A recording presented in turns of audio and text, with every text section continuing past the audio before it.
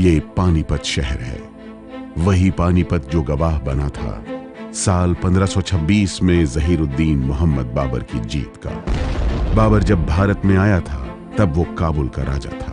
पानीपत में जीत के बाद दिल्ली की गद्दी मिली तो बड़ा बादशाह बन गया। उस घटना को 30 साल हो चुके थे। साल था 1556। एक बार फिर पानीपत में ही दिल्ली की गद्दी का फैसला होना था। कहने को बाबर का नाबालिग पोता जलालुद्दीन मोहम्मद अकबर हुमायूं की मौत के बाद दिल्ली का बादशाह तो बन गया था, लेकिन उसकी स्थिति डांवाडोल थी। अकबर के पिता हुमायूं को हिंदुस्तान से भगाने वाले शेर शाह सूरी की मौत के बाद उसका बेटा इस्लाम शाह बादशाह बना। इस्लाम शाह की मौत के बाद हुमायूं ने दिल्ली की गद्दी पर कब्जा जमा लिया, लेकिन शेर शाह सूरी के वंशज और रिश्तेदारों का देश के अलग अलग इलाकों में कब्जा था। उन्हीं में से एक था आदिल शाह। आदिल शाह अपने ही भांजे को मारकर गद्दी पर बैठा था और आदिल शाह के पास उस वक्त का सबसे प्रभावशाली कमांडर हेमू मौजूद था। हरियाणा राज्य के रेवाड़ी जिले में हेमू अपने दौर का सबसे बड़ा योद्धा था और यही हेमू पानीपत की दूसरी लड़ाई का सबसे अहम किरदार भी था।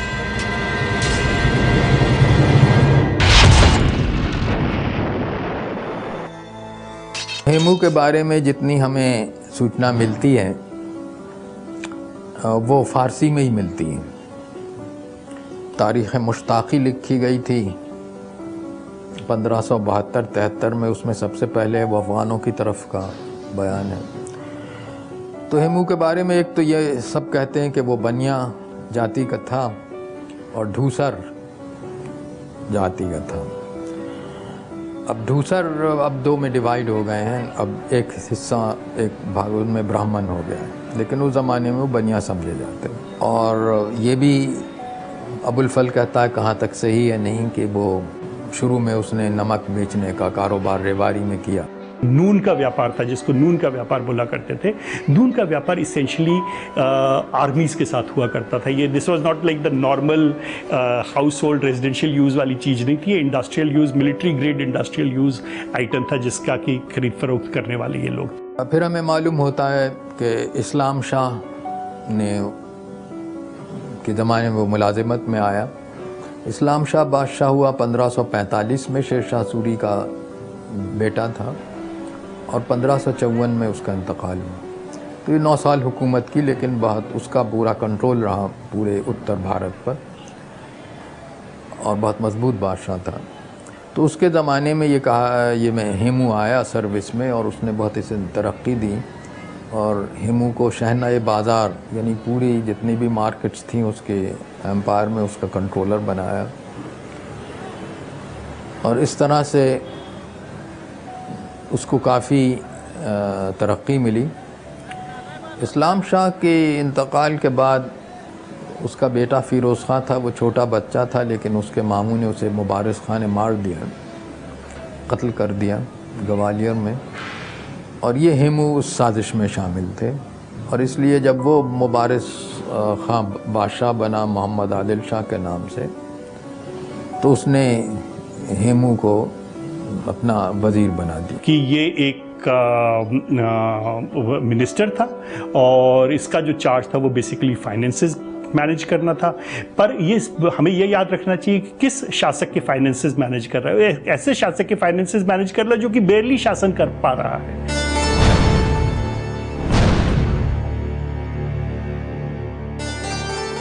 अकबर का दरबारी इतिहासकार अबुल फजल लिखता है कि हेमू ने राज और प्रशासन पर पूरा कब्जा कर लिया था। बड़ा हाकिम बन बैठा था। वो वही सारी नियुक्तियां कर रहा था और उसी के इशारे पर पुराने हाकिम निकाले जा रहे थे। वही बादशाह के नाम पर लोगों को सजा दे रहा था। इतना तय था कि हेमू बहुत सूझबूझ के साथ शासन चला रहा था। आदिल शाह की सेवा के साथ साथ हेमू अपनी संपत्ति और सत्ता में लगातार बढ़ोतरी कर रहा था। इस बारे में अबुल फजल लिखता है, हेमू बाहर से आदिल शाह के लिए पूरी तरह से वफादारी दिखा रहा था, लेकिन भीतर ही भीतर वो अपने लक्ष्य के लिए काम कर रहा था। हेमू ने खूब धन इकट्ठा कर लिया था, जिसका इस्तेमाल वो अपने वफादारों की फौज खड़ी करने के लिए कर रहा था। हेमू धन को बांटने में विश्वास रखता था और वो भी इतना कि अबुल फजल को लिखना पड़ा कि उधार लेने वाले उसकी पूजा करते थे और उसके इशारे पर कुछ भी कर सकते थे। आदिल शाह तो कुछ करते नहीं थे, ये आगे बढ़ के जंगें करके जीत रहे थे, जंगों को वापस ले रहे थे जो हाथ से निकल गई थी। तो पूरी अफगान नोबिलिटी जो थी वो इनके साथ हो गई थी। अफ़गानों का कि आर्मी का अध्यक्ष बनता है और वो एक तरह से अफ़गानों को और दूसरे लोगों को इकट्ठा करके फिर से मुग़लों के ख़िलाफ़ एक महाज़ कायम करता है। हेमू ने अपनी ताकत को कभी दंभ और अहंकार नहीं बनने दिया और यही उसकी खासियत थी। हमेशा कहा जाता है कि ये खुद लड़ाई में एज ए सोल्जर कुछ नहीं थे, एज ए कमांडर बहुत अच्छे थे। तो ये कभी घोड़े पर नहीं लड़ते थे, शायद इन्हें हॉर्स राइडिंग आती भी नहीं थी। ये हाथी के हौदे के अंदर बैठ के ही सारी स्ट्रैटेजी वार की बनाते रहते थे और अफगान लड़ते रहते थे घोड़ों के ऊपर। इसी बलबूते पर हेमू कभी लड़ाइयों में नहीं हारा। उसने अपनी ज़िंदगी में 22 लड़ाइयाँ लड़ी और किसी में शिकस्त हासिल नहीं की।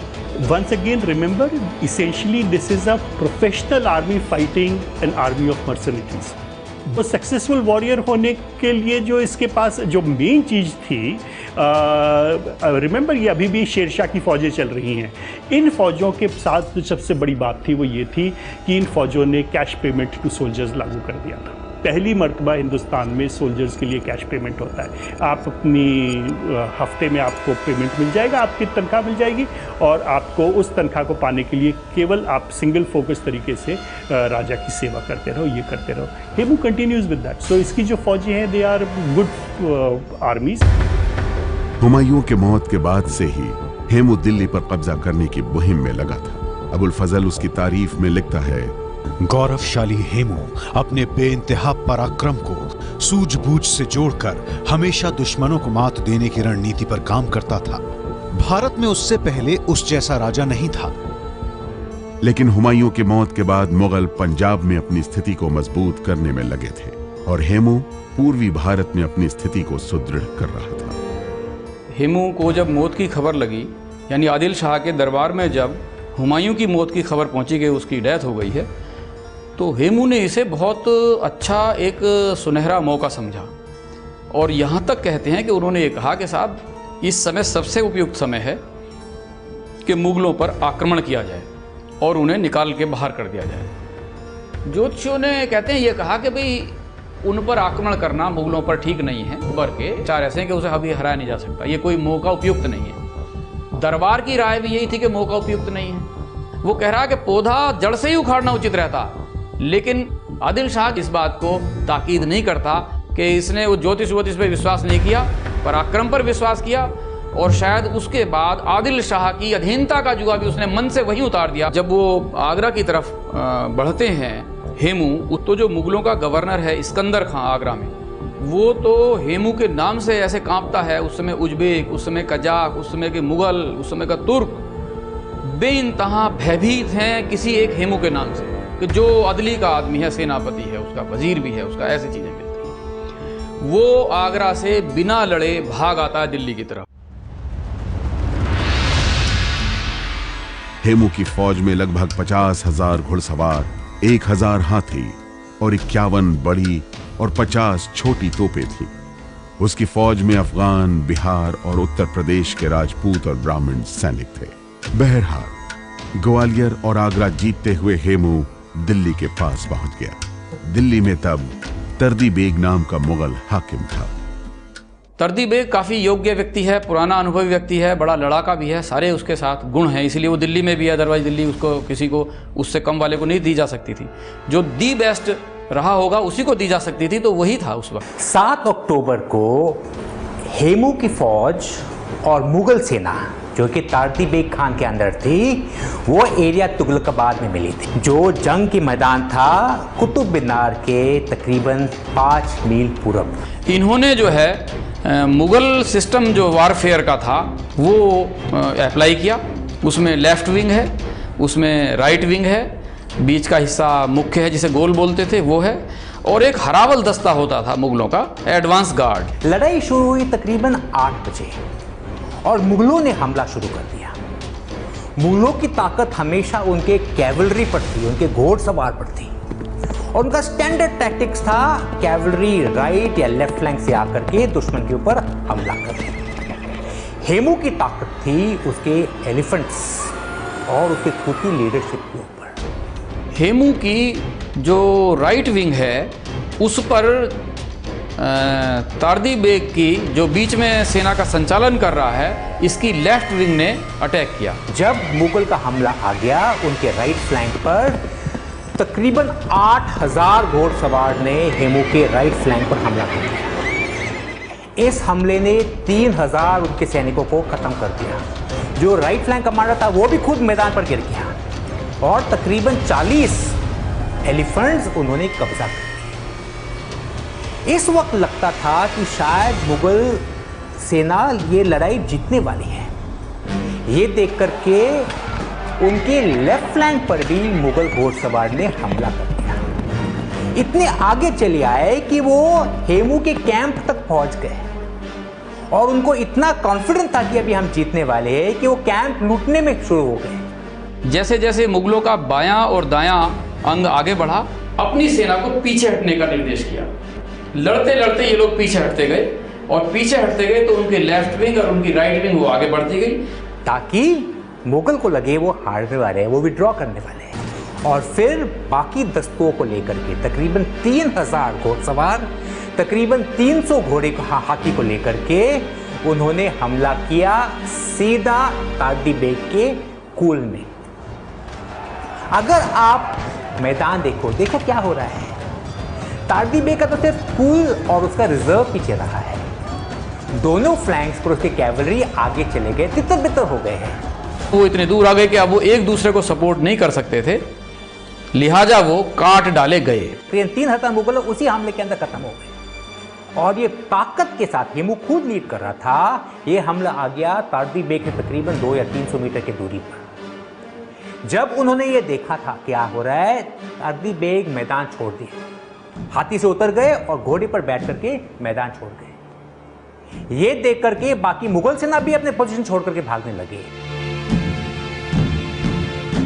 दिल्ली पर हेमू का कब्जा हो गया। हेमचंद्र ने मुगलों से अपने दम पर आगरा और दिल्ली छीना था। इसके बाद क्या? हेमचंद्र दिल्ली की गद्दी पर बतौर संप्रभुता संपन्न बादशाह के रूप में बैठा था। हालांकि ये एक बड़ा सवाल है। आगरा भी जीत लिया है और दिल्ली भी। अब कोई बड़ा सेंटर मुगलों के पास है नहीं। संभल से भी भाग गए, अब तो ये कहीं जंगलों में पड़े हुए हैं, कोशिश कर रहे हैं इधर उधर, या कलानौर में है या इस तरह का है, तो वो कहीं दिखता नहीं, कोई है नहीं उस तरफ, कोई उनका उस पर मजबूत दावा करने वाला नहीं है। चूँकि शासन उनके अंडर है, आगरा उनके, दिल्ली उनका, तो समझिए कि ग्वालियर से लेकर के और सतलज तक का इलाका तो केवल और केवल उस आदमी के अधीन है, उस शासक के अधीन है। जब हेमू शासक बनता है, वो अपने लिए विक्रमादित्य की उपाधि हासिल करता है, तो वो भी जो हिंदुस्तान की पुरानी परंपराएं हैं उनमें अपने आप को डायरेक्टली कनेक्ट करना चाहता है। अब क्योंकि ये पूरी इस पे अख्तियार था इसका पूरे ख़जाने पर और आदिल शाह पर, तो अब ये कहा जाता है कि इसने अपने आप को राजा विक्रमाजीत डिक्लेयर कर दिया या करवा लिया आदिल शाह से। इन दोनों चीज़ पर तो अब नहीं कहा जा सकता कि सही क्या था। बहरहाल विक्रमाजीत एक ऐसा टाइटल था जो पहले भी शेरशाह दे चुका था अपने कमांडर को। इस बहस के बीच इतना तो तय है कि भारत के भविष्य की सबसे निर्णायक और रक्त रंजित लड़ाइयों में से एक, जिसे पानीपत की दूसरी लड़ाई कहते हैं, उसका सबसे अहम किरदार हेमचंद्र विक्रमादित्य उर्फ हेमू ही था। हेमू ने दिल्ली में मुगलों को करारी हार दी थी। इससे मुगलों के कैंप में डर समा गया था। संभल का गवर्नर, देखिए संभल भी बहुत बड़ी उस समय का एक सेंटर है। संभल का गवर्नर जो है अली कुली खां, वो भी भागा जाता है और ये तीनों भगोड़े गवर्नर जाकर के मिलते हैं अकबर से, यानी बैरम खां से। एक्चुअली प्रैक्टिकली वो बैरम खां है, अकबर तो बहुत छोटी उम्र का बालक है। वहाँ इन्होंने ये सलाह दी कि भाई हेमचंद्र के कारण से जो भय था वो सब में व्याप्त था। उन्होंने कहा भाई अच्छा यही है कि हम लोग यहाँ से चलें काबुल और वहाँ से फिर स्ट्रेटेजी बना करके, सेना बना करके तब वो लड़ पाएंगे, चूँकि यहाँ इस काबिल नहीं है कि हेमचंद्र का मुकाबला किया जा सकता हो। ऐसे में ये कहते हैं कि कुछ तारदी बेग से इनकी पर्सनल थोड़ी एनिमिटी थी, दुश्मनी थी बैरम खां की, और उन्होंने ये मौका देखा और ऐसे मौके पर तलवार निकाली और वहीं उनकी गर्दन काट दी गई जब वो ऐसी सलाह दे रहे थे और वही डिस्कशन चल रहा था। बड़ा साफ मैसेज था, ये अकबर के सहमति से ही किया गया था। दिल्ली में हारने के बाद मुगल सेना बैरम खान के नेतृत्व में पंजाब से दिल्ली की तरफ बढ़ी। बैरम खान ने दिल्ली की तरफ कूच करने का फैसला किया। उसकी फौज तकरीबन 20,000 की थी।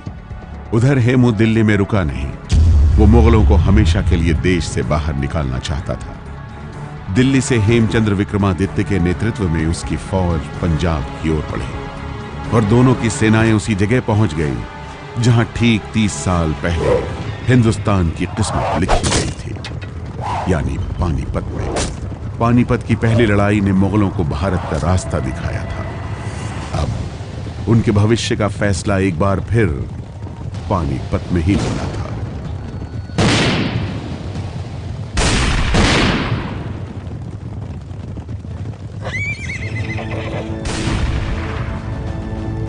मुगलों की सेना में हेमू का खौफ था। हेमू की सेना अपराजित थी, उसमें आत्मविश्वास कूट कूट कर भरा था। दूसरी तरफ हेमू का खौफ अकबर की सेना में समा गया था। अकबर के दरबारी इतिहासकार अबुल फजल ने लिखा है कि कोई भी फौज अफवाहों से दूर नहीं रहती। लोग इधर उधर की बातें बहुत कर रहे थे, इसलिए शाही मुलाजिमों के दिलों में घबराहट समा गई थी। हेमू की दिक्कत लेकिन दूसरी, वो भारत के भाग्य को बदलने जा रहा था, लेकिन खुद उसका भाग्य उसका साथ देगा या नहीं, इस पर संदेह होने लगा था। पानीपत के रास्ते में उसने एक दुस्वप्न देखा।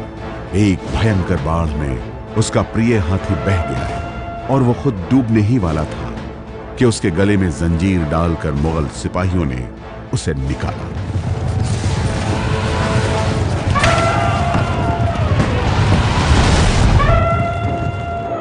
सपनों का अर्थ निकालने वालों ने कहा कि इस दुस्वप्न का अर्थ है हार और मृत्यु, लेकिन हेमू तो हेमू था। उसने कहा स्वप्न के मतलब का ठीक उल्टा होगा, वही जीतेगा और जीवित रहेगा। अगले दिन जबरदस्त बारिश हुई और उसमें हेमू का बेहतरीन जंगी हाथी बिजली गिरने की वजह से मर गया। इन घटनाओं से हेमचंद्र विचलित नहीं हुआ।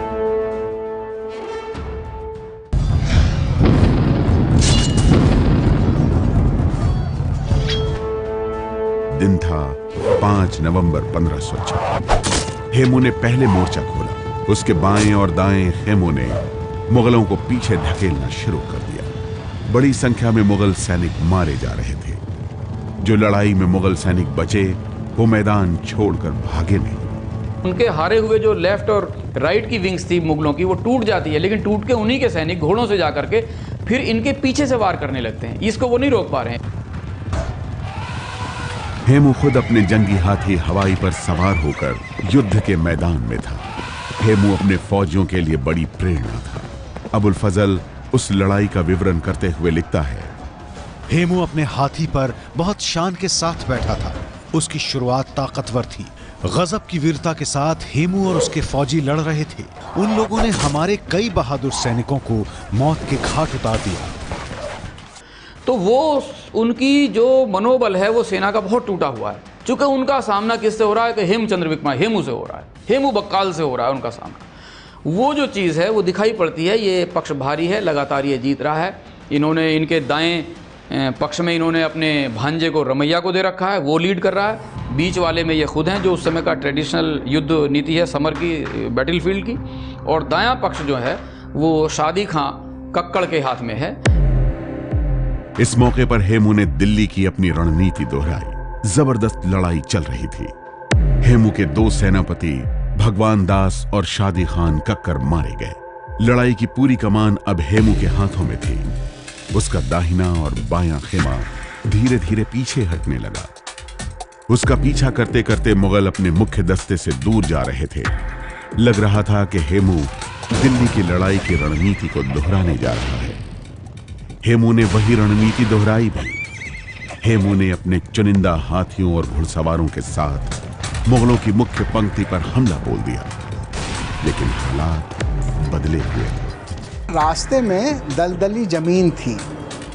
मुगल सैनिकों ने सोचा कि दलदली जमीन को हेमू पार नहीं कर सकेगा। पर यह क्या, हेमू ने और उसके सैनिकों ने उस दलदली ज़मीन को पार किया और अब जीत और हेमू के बीच कुछ ही दूरी रह गई। लेकिन तभी सभी कुछ बदल गया। एक तीर हेमू की आंख में जा, इससे लगातार खून बहने लगा और हेमू हौदे में बेहोश हो गया। एक तीर ने भारत के इतिहास को हमेशा हमेशा के लिए बदल दिया। महावत ये सोचता है कि मैं इन्हें पहले सुरक्षित ले चलूं, लड़ाई जारी रहेगी, लेकिन सेना ने ये सोचा कि ये मारे गए, ऐसी स्थिति आती है और उसमें अल्टीमेटली उस हाथी को कैप्चर कर लिया जाता है मुगलों के एक सेना नायक के द्वारा। और इनको इस तरह से मुगल मतलब सेना हार गई, जीती हुई सी सेना हार गई और पकड़ करके रस्सी में बांध करके बाद में इन्हें वो दरबार में, वहीं जो दरबार बैटलफील्ड में लगाया गया, जीती हुई पक्ष के द्वारा उनके सामने पेश किया जाता।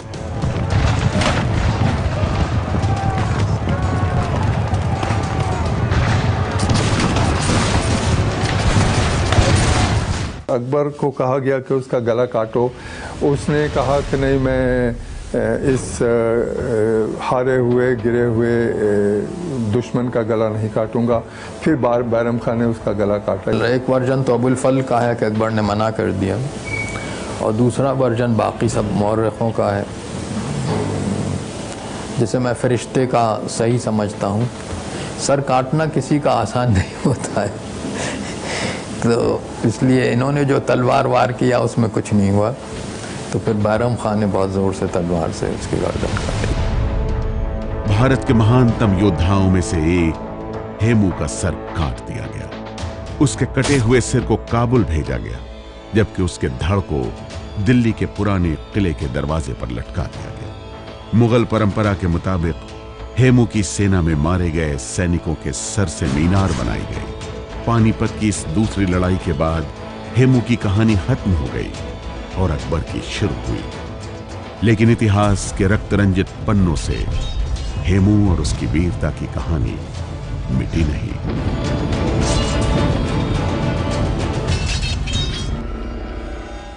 ये है एबीपी न्यूज, आपको रखे आगे।